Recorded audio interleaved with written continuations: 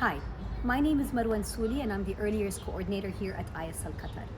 I'm recording this short video to help families who have children between the ages of 1 and 6 who are wondering about how they can address the tragic events that recently happened in Turkey and Syria.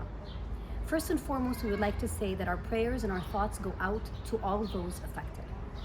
Second of all, I would like to highlight that when such tragic events happen, oftentimes we avoid sharing this information with children this young. Now, this being said, sometimes children have family and friends who have been directly impacted by the incident, or they heard about it from friends or from older siblings. And that is when we do address it. However, we have a few recommendations that I'll be sharing with you shortly. But if your child has not been exposed to this news, our first and foremost recommendation to you is try to avoid watching the news in front of them and discussing the news in front of them.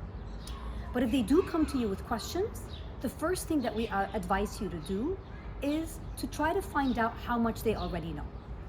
Through your open-ended questions and not probing too much, try to see what does your child already know about what happened.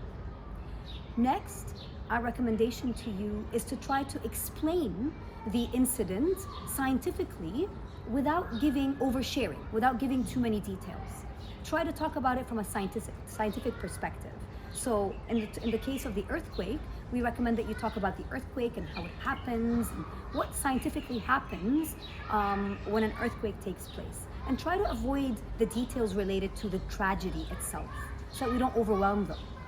Now, if you feel that your child is anxious and your child is worried, one thing that you can do is obviously offer care and support by hugging and being present, but also by sharing details about what we could do if this incident or this tragic event hit home. So for example, again, in the case of the earthquake, we would recommend that you would talk to your child about what are things that they can do and should avoid doing if an earthquake was to strike home. Usually giving children these procedures and protocols comforts them and helps them know that there's a way for them to be safe if this were to happen. Another thing that you can do is invite your children to draw about what's worrying them. Often children this age tend to express themselves better in drawing rather than using their words. And finally, we highly recommend that you help your child take action. Help your child know that they can make a difference. With your help, they can actually offer support to those affected. And often this really does help because children then realize that when a tragedy hits, everybody comes together to support and we're not alone. We really hope that these tips will help you address this at home if you need it. If you have any questions, the counselors, the teachers, and myself included are available to answer you.